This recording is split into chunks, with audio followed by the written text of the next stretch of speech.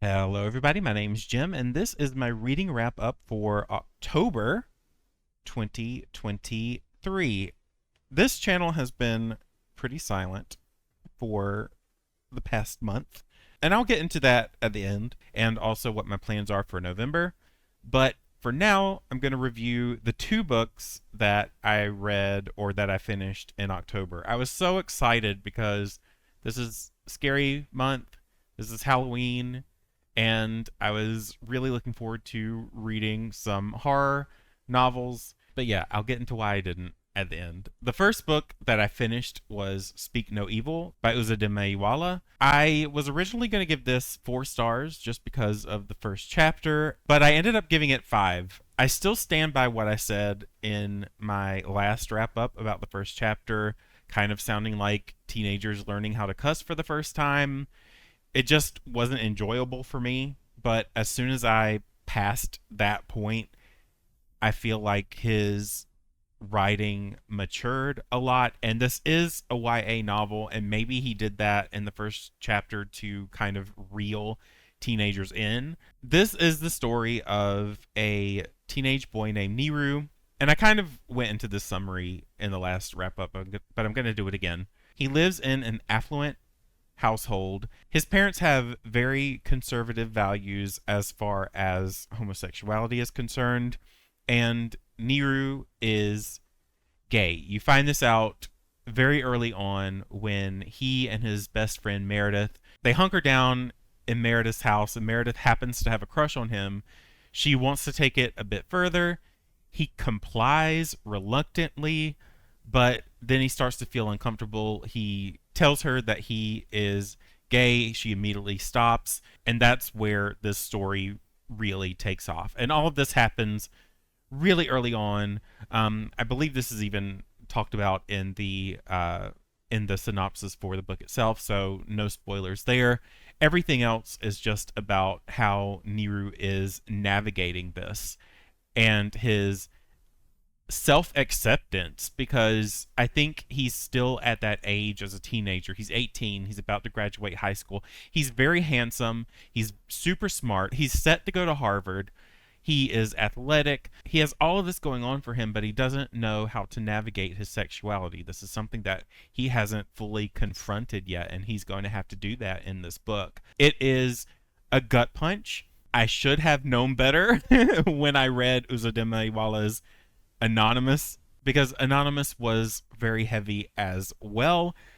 But this one, even though I gave it 5 stars, and I love his writing, I think his prose and his descriptions are extremely well done, this is a very heavy book. And, I never want to police what you can and cannot read, but I do think it's fair to give warnings if you are black and queer. Again, I don't want to tell you what to and what not to read, but I don't know if you necessarily want to read a novel that really highlights fears that you may have regarding your identity, things that you cannot help. Again, don't want to tell you what you can and cannot read, but I do think it's important to say that because this is a tough book.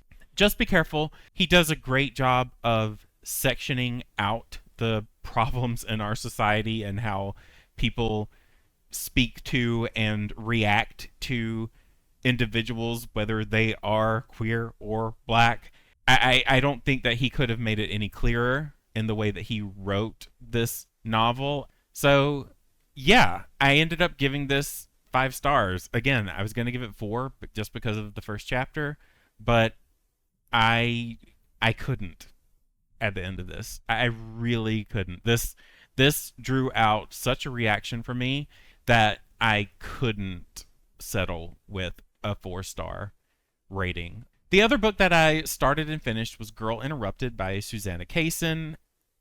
I watched the movie for this memoir a while back, like years and years and years ago. This is a recollection of Susanna Kaysen's time inside McLean Hospital. Not only does it follow her life within the hospital and the people that she met in there, the other girls, but it's also an academic account of her borderline personality disorder diagnosis.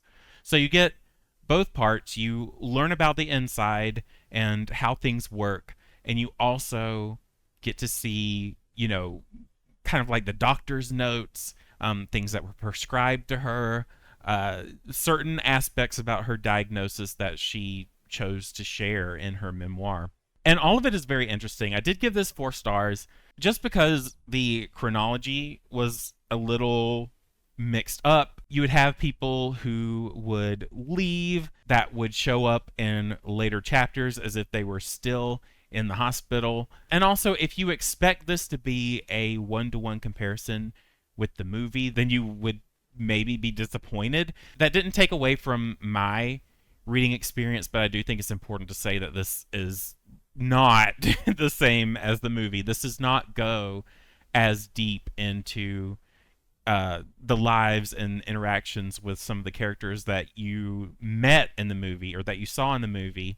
And while I didn't mind that it didn't match the movie exactly, I still would have liked to have gotten to know the other characters a little bit more. There were some chapters that were completely dedicated to specific individuals, and I enjoyed that. I liked really getting to know these girls who were living there and Susanna's experience with them. But overall, I did enjoy this book. It's very interesting. It's a very interesting look inside mental health and this system, especially back then. I can't remember exactly when she was in there. Was it the 70s or 60s? I'm not sure. I'll have to look back at the book and see when it was. I think that it was the 70s, but I could be wrong. Still, very enjoyable memoir. It was just those 2 things that dropped it down to a 4 for me, but overall, very enlightening.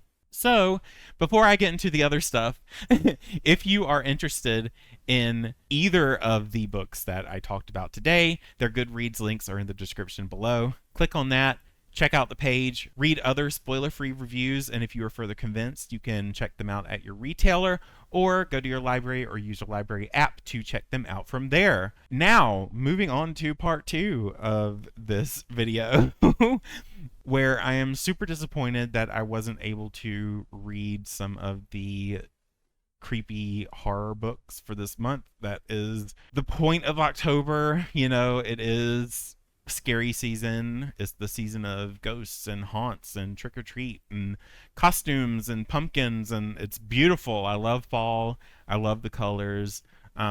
Weather, not so much. I don't really like cold weather. I am a summer baby. But yeah, I'm very disappointed that I wasn't able to do what I wanted to do this month, and that's because my mental health has taken a huge hit. And before anybody, makes the assumption that it's because of what I read, because of Speak No Evil or Girl Interrupted, which go into, very deep topics about mental health and abuse and things that just aren't fun to read about.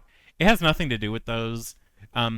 Books don't typically bring me down to that level. It's just something that happened, and for whatever reason this month it was just a lot worse. My energy has just not been where it has been all year at all. It was just sucked dry, and it still is kind of. I don't know if you can actually tell it, by me talking like this. I probably sound exactly the same, but I'm just now kind of on the up. But yeah, I am very much somebody who says that if you are feeling low, if you are dealing with depression or anxiety or anything else, I would be a hypocrite if I recorded when I was feeling low. I don't think it's fair for me to record when I'm feeling like that. And I also don't think it's fair for you when my energy is low and, the video just seems off. I don't think that's fair. So when that happens, which shouldn't be that often, and really I don't know what was up with this month and why it just plummeted, it nosedived. I am not going to record when I feel that way, and I'm not going to upload. I don't necessarily think that any of my viewers would be upset if I took days off. But again, I did want to let you know at least where I was and why I didn't really upload that much, if you care, because you might not even care. But that's what happened, and it sucks.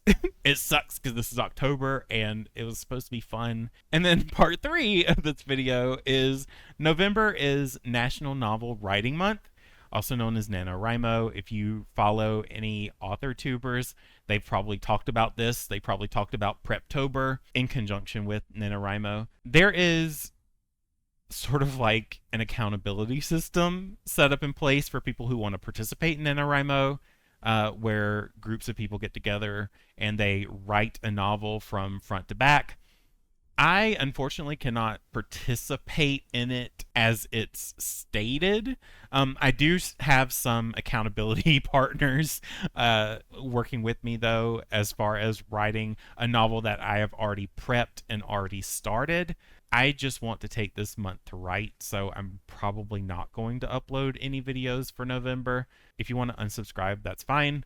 If you want to wait until December and I'm throwing out all of my stats and thoughts for the year and all that stuff, then that's cool too. But I really want to write. I really want to get back into what I've been putting off for so long, especially this month. I just wanted to do it this month and I didn't get to do it. But yeah, I've taken a few Fridays off this month. I haven't actually really taken a day off. I took my birthday off, but other than that, my last vacation day, I guess, was in March. I'm not good about that. And I need to be better. So every Friday this month, I am going to take off and I am going to focus on writing. I'm still going to read as well, so you can expect a monthly wrap up when that time comes. But yeah, I think that's it for this. I'm kind of rambling. I'm probably going to edit a lot of this out, but we'll see. I don't know. That's what's been going on, and that's what's going to happen in November. Otherwise, I've been Jim. You've been great. Happy reading, and take care of yourselves.